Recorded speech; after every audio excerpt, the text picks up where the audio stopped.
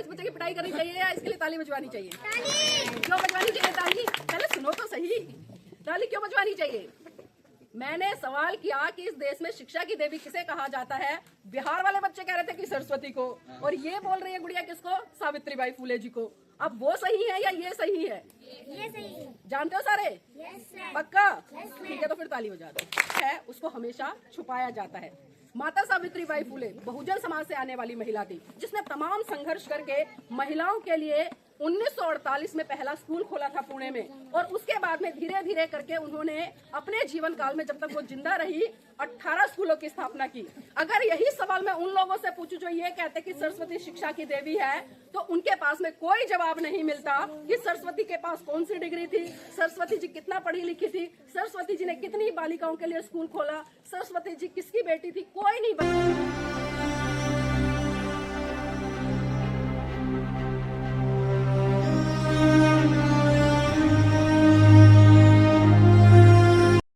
कहा था, और आज फिर कह रही हूँ, आपकी आवाज कम से कम यहाँ से निकलकर अयोध्या तक तो चली जाए। दिल्ली तो बहुत दूर है ना, लेकिन अयोध्या तो आपके नजदीक है। तो मेरे साथ में नारा लगाएंगे, क्योंकि सर्दी चढ़ी है, थोड़ी सर्दी उतर जाएगी, है ना? तो चलिए देखती हूँ किस में ज्यादा दम है। जय भीम, जय भीम। ऐसे जय भीम करोगे? जय भीम, जय भीम। वेरी गुड, बच्चों में जोश है। चलो बच्चों को ताली बजा लो अपने लिए। अभी आदरणीय वकील साहब ने बहुत सारी चर्चाएं आपके बीच में की हैं कि किस तरह से हमारे अंदर तरह तरह के विकार भरे पड़े हुए हैं। हम नशा करते हैं, झूठ बोलते हैं, चोरी करते हैं, व्यभिचार करते हैं, जानते सब कुछ हैं, लेकिन उसको दूर क्यों नहीं कर पा रहे हैं? कारण है कि उसका अभ्यास नहीं करते। आपके गांव में मैंने पिछली बार भी कहा था, बहुत सारे पुरुष ऐसे हैं जो नशा करते हैं, और नशा करने के कारण क्या होता है? घर में कलह कलेश होता है, और जब कलह कलेश होता है तो घर में क्या होता है? तरह तरह की समस्याएं उत्पन्न हो जाती हैं। कई बार तो मैंने ऐसा भी देखा है कि पुरुष नशे की हालत में अपनी बीवी को पीट देता है, अपने बच्चों को पीट देता है। तो बताइए, ऐसी चीजें क्या हमारे घर के पुरुषों को करनी चाहिए? No ma'am. करनी चाहिए बच्चों? No ma'am. आप चाहते हो आपके पापा दारू पिए? No ma'am. आप चाहते हैं आपके भाई दारू पिए? No ma'am. आप चाहते हो आपके दादा दारू पिए? No ma'am. दारू पी के मम्मी की पिटाई करें? No ma'am. देखिए, बच्चे नहीं चाहते, लेकिन बड़े सुधरना नहीं चाहते। आप सोच रहे हैं बच्चे बदलाव चाहते हैं, क्योंकि बच्चों के चित्त पर इन तमाम चीजों का बहुत बड़ा फर्क पड़ता है। हमारे पिताजी हमारी मम्मी से बड़े अच्छे तरीके से बात कर रहे हैं, लेकिन वहीं ये बच्चे क्या देख रहे हैं कि दारू पीकर गाली गलौज करते हैं, मार पिटाई करते हैं, और जब घर की महिला मना करती है तो बहुत सारे पुरुष ये ताना भी मार देते हैं, क्या तेरे बाप की कमाई की पी रहा हूँ? बोलते हैं ना ऐसे? बोलते हैं ना? अब सोचिए, चलिए ठीक है, उनके बाप की कमाई की नहीं पी रहे हैं, लेकिन अपनी कमाई की तो पी रहे हैं ना। आप पूरा दिन गधे की तरह मतलब मेहनत करते हो, मजदूरी करते हो, कुछ पैसा कमा कर लाते हो, और उस पैसे को शाम को दारू में उड़ा देते हो। अगर वही पैसा बचाकर आप घर में बच्चों के लिए फल फ्रूट ले आए, दूध ले आए, अच्छा खाना उन्हें खिलाए, अपनी पत्नी के लिए कुछ ले आए, तो बताइए घर में एक खुश भरा माहौल रहेगा नहीं रहेगा? रहेगा ना? तो बेटा, आज के बाद उनसे नहीं कह रही, मैं आपसे कह रही हूँ, जब भी आपके घर में, चाहे आपके दादा हैं, पापा हैं, या भाई हैं, बड़े हैं, जो भी लोग, अगर दारू पीकर आते हैं तो आपको घर में नहीं घुसने देना, उनको दरवाजा बंद कर देना। और महिलाओं को क्या करना है? खाना नहीं बनाना है इनके लिए। कर पाएंगी ऐसा? महिलाओं की आवाज नहीं आई?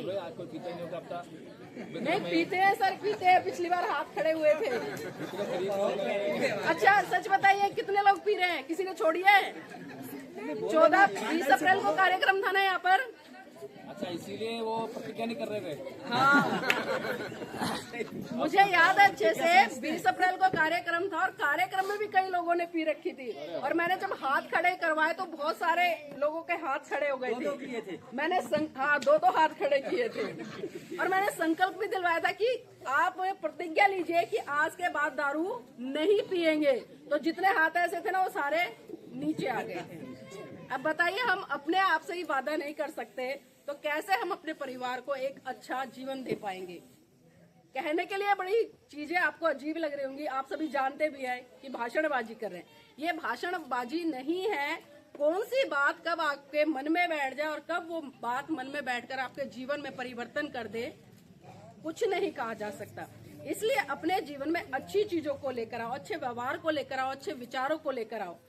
अभी आदरणीय जी ने धम्पत की जो पहली गाथा गाई कि मनो पुबंगमा धम्मा मनो सेठा मनोमया मनसा च पद उठे न भासती वा करोती वा ततो नंग दुख मन वैती चक्कंग व वहतो पदंग। अर्थात मन सभी प्रवृत्तियों का अगवा है, मन ही उनका प्रधान है, वे मन से ही उत्पन्न होती है।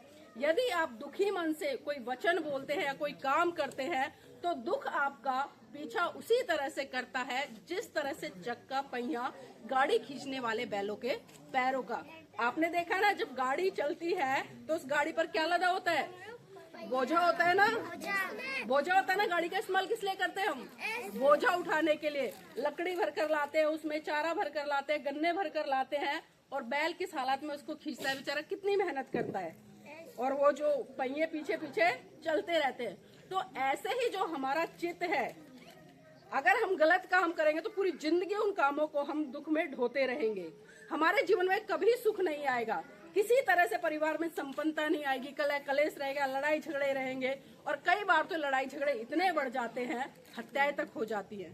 सोचिए एक छोटी सी बात से झगड़ा शुरू हुआ, और उस छोटी सी बात से वो झगड़ा शुरू हुआ, धीरे धीरे वो इतना बढ़ गया कि हत्याएं तक हो गई, और हत्या होने के बाद क्या हुआ?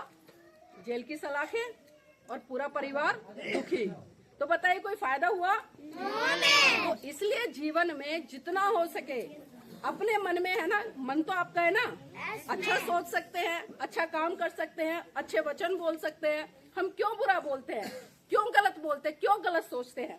बाबा साहब ने एक बात कही थी कि लो एम इज क्राइम, यानी कि छोटा लक्ष्य अपराध है। अगर कुछ सोचना है तो बड़ा सोचो ना।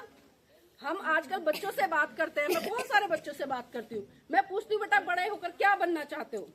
तो कोई बच्चा कहता है मैडम टीचर बनना चाहता हूँ, कोई कहता है पुलिस में जाना चाहता हूँ, कोई कहता है नर्स बनना चाहती हूँ, कोई कहता है डॉक्टर बनना चाहती हूँ।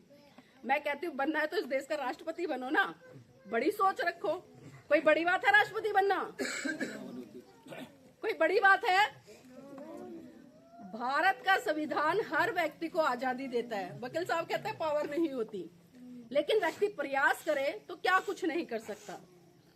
ठीक है, राष्ट्रपति नहीं बन सकता, पावर नहीं है, लेकिन जज तो बन सकता है ना, वकील तो बन सकता है ना, डॉक्टर तो बन सकता है ना, इंजीनियर तो बन सकता है ना। और इसके लिए क्या है? आपको अपने चित्त को साधना पड़ेगा, आपके मन को कंट्रोल करना पड़ेगा, और लगन से, मेहनत से, पूरी ईमानदारी से पूरा फोकस अपनी पढ़ाई पर करना पड़ेगा। और जिस दिन आपने ऐसा कर लिया ना, जो बाबा साहब की सोच थी कि लो एम इज क्राइम, छोटा लक्ष्य अपराध है, आप कभी भी फिर ये छोटी मोटी नौकरियों के लिए नहीं सोचोगे, आप बड़ी नौकरियों के लिए सोचोगे। क्योंकि तैयारी आप उस लेवल की करोगे, और उस लेवल की करोगे तो स्वाभाविक सी बात है आपको जो बिल्कुल नीचे की जॉब है वो तो नहीं मिलेगी, उसके बराबर मिल जाएंगी, वो नहीं मिलेगी। तो इसलिए अपनी सोच को हमेशा बड़ा रखिए। और यहाँ पर महिला शक्ति काफी संख्या में बैठी है, अच्छा लगा है मुझे। ठंड है लेकिन उसके बावजूद भी आप इस खुले आसमान के नीचे बैठी हैं। आप कम से कम इतनी कृतज्ञता तो हमारे प्रति व्यक्त कर रही है कि हम लोग दिल्ली से चलकर आए हैं और आप यहाँ पर सुनने के लिए इस कड़कड़ाती ठंड में भी यहाँ पर बैठी हैं। तो मैं आप सबको बस यही कहना चाहूंगी कि आज तक जिन परंपराओं में बंद कर, जिन रीति रिवाजों में बंद कर आपने बहुत से ऐसे काम किए होंगे जिनसे आपका कभी भी भला नहीं हुआ। अभी हम पीछे, कौन सा गांव था सर? पिपरिया, पिपरिया, पिपरिया, पिपरिया, पिपरिया, चलिए कोई बात नहीं। अभी पीछे गांव था एक, उस गांव में गए हम, बस्ती में। वहां पर एक बड़ी सुंदर महिला, यंग थी, मतलब गांव की बहू थी, इतनी सुंदर, सकल सूरत, पर्सनालिटी बहुत सुंदर, और पढ़ाई लिखाई कितनी पता है उसकी? MA, और इतना लंबा घूंघट करके बैठी। मैंने जब उनसे पूछा कि भाई इस गांव में सबसे पढ़ी लिखी कौन महिला है, तो सारे बोले कि ये है, उसकी बहू है। तो मतलब सोचिए, आज भी हम इन घूंघट जैसी परंपराओं को ढो रहे हैं। आज हम पढ़ लिख गए हैं, एमए कर लिया है, लेकिन उसके बावजूद भी जो समाज में परंपराएं हैं, जब अगर हम अपने बेटे के लिए एक लड़की को ला रहे चुनकर, और ये देखिए पुरुष नहीं कहते, मैं जहां तक देखती हूँ मैंने कभी भी पुरुषों को ये कहते नहीं सुना कि घर की बहू है तो इसको घूंघट करना पड़ेगा। ये बात कौन कहता है? सास ही कहती है ना, अरे घर की बहू है घूंघट नहीं करेगी तो क्या हो जाएगा, इज्जत क्या हो जाएगी, खराब हो जाएगी। देखो बच्चे को भी पता है, मतलब उस घूंघट को इज्जत से इतनी बुरी तरह से जोड़ दिया है कि मानो घूंघट ना हो गया पूरे गांव की इज्जत हो गई। और फिर ये भी कहती है महिलाएं कि अरे ससुराल है, ससुर है, जेठ है, इन सब से घूंघट करना पड़ता है। चलिए मान लेते हैं एक बार को कि उस महिला का ससुराल है, उसके जेठ है, सास है, ससुर है, इन सब घूंघट करती है। लेकिन कभी सोचा है कि आपका बेटा जब अपनी ससुराल जाता है, उसके भी तो ससुर है, उसकी भी तो सास है, उसके भी तो बड़े साले हैं, क्या वो कभी घूंघट करके जाता है उनसे? करता है? मैं ये बात इसलिए कह रही हूँ क्योंकि भारत को आजाद हुए 77 साल बीत गए, संविधान लिखे हुए इतना लंबा समय बीत गया, संविधान में तमाम हक अधिकार बाबा साहब ने इस देश की महिलाओं को दे दिए, लेकिन आज महिलाएं ही महिलाओं की दुश्मन बनी पड़ी हैं। घूंघट जैसी चीजों को हम इज्जत से जोड़ देते हैं। मैं आपके सामने खड़ी, मैं इतना लंबा घूंघट निकाल लूं और उसमें से अच्छी अच्छी गाली देती रहूं, क्या कहेंगे आप मुझे? अच्छा कहेंगे? क्या कहोगे बेटा? बेकार कहोगे ना। और अगर मैं आपके सामने ऐसे सूट बूट में खड़ी हूँ, बड़े इज्जत से आपसे बात करूँ, बेटा कह के बात करूँ, आपकी मम्मी से बड़े अच्छे से बात करूँ, तो फिर क्या कहोगे आप? अच्छे। देखो बच्चों को भी पता है, मतलब बच्चे भी जानते कि क्या सही है क्या गलत है। तो इसलिए मैं आप सभी से, जो भी यहाँ पर सासें बैठी हैं, क्योंकि हमारे दोहरे मापदंड होते हैं, जब हम अपने घर की बेटी को भेजते हैं तो क्या सोचते हैं, हमारी बेटी अच्छे घर में जाए, उसकी सास बड़ा अच्छा व्यवहार करे, हमारी बेटी से घूंघट ना कराए, हमारी बेटी को जींस टॉप पहनाए, हमारी बेटी को घुमाने ले जाए, ऐसे कहते हैं ना। लेकिन क्या कभी हम अपने घर की बहू के लिए ऐसा सोचते हैं? अब देखिए, है ना हमारा दोहरा चरित्र, अपने लिए कुछ और मापदंड और दूसरे के लिए कुछ और मापदंड। तो परिवर्तन तो हमें करना पड़ेगा। अगर आप समय के साथ नहीं चलेंगे, समय के साथ नहीं बदलेंगे, तो आप बहुत पीछे रह जाओगे। इस भारत देश में एक से बढ़कर एक वीरांगनाएं रही, सामाजिक क्षेत्र में बहुत बड़े बड़े काम किए। कल हम बिहार में थे, बिहार में पूरे बिहार में मेला लगा हुआ था, और क्या हो रहा था? सरस्वती की पूजा। मैंने कई इंटरव्यू किया, आपको सोशल मीडिया पर मिल जाएंगे, मेरा NB News 24x7 चैनल है, उस पर मिल जाएगा। जब मैंने पढ़े लिखे बच्चों से बात की कि बेटा बताइए भारत में शिक्षा की देवी किसे कहा जाता है, तो बच्चे पता है क्या कह रहे थे? क्या कह रहे थे? सरस्वती को। आप मानते हैं भारत में शिक्षा की देवी कौन है? सरस्वती। मैं बड़ों से पूछ रही हूँ, बड़े बताएं भारत में शिक्षा की देवी किसे कहा जाता है? महिलाएं बताएं, पढ़े लिखे बच्चे बताएं जो खड़े हैं। हाँ जी, आजा बेटा, इधर आजा, आगे इसकी पिटाई कर दूं? आ जाओ बेटा, आ जाओ। नहीं, मैं उसी के लिए बोल रही हूँ। बताओ, इस बच्चे की पिटाई करनी चाहिए या इसके लिए ताली बजवानी चाहिए? क्यों बजवानी चाहिए ताली? पहले सुनो तो सही, ताली क्यों बजवानी चाहिए? मैंने सवाल किया कि इस देश में शिक्षा की देवी किसे कहा जाता है। बिहार वाले बच्चे कह रहे थे कि सरस्वती को, और ये बोल रही है गुड़िया किसको? सावित्रीबाई फूले जी को।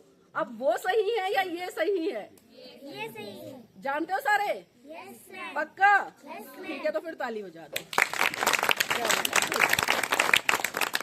तो देखिए, भारत में विडंबना है, जो इस देश का सच्चा इतिहास होता है उसको हमेशा छुपाया जाता है।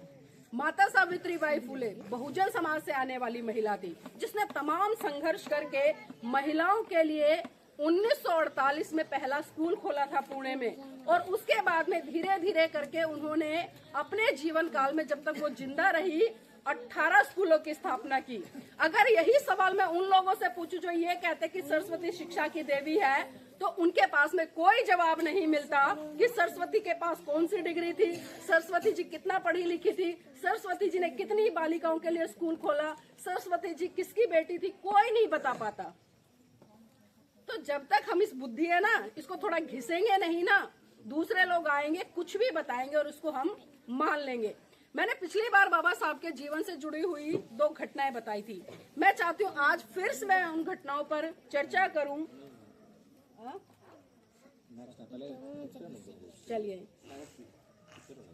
चलिए ठीक है, समय नहीं है क्योंकि ठंड भी हो रही है, लेकिन बस मैं इतना ही कहूंगी, क्योंकि जो धम्म की चर्चा हुई है, धम्म कोई जादू टोना नहीं है, धम्म दवाई है, जीवन में उतारना है, उसको अपने व्यवहार में उतारना है। और जिसने धम्म को धारण करना शुरू कर दिया, उसको जीना शुरू कर दिया, उसके जीवन में अपने आप परिवर्तन आ जाएगा। और जो आपके चित्त में यानी कि आपके मन में काम, क्रोध, मोह, लोभ, द्वेष, तृष्णा, ये जितनी बुराइयां हैं ना, ये सारी नष्ट हो जाएंगी और आपके परिवार में बड़ी संपन्नता आ जाएगी, खुशहाली आ जाएगी। इन्हीं शब्दों के साथ आप सभी को जय भीम, नमो बुद्धाय, धन्यवाद।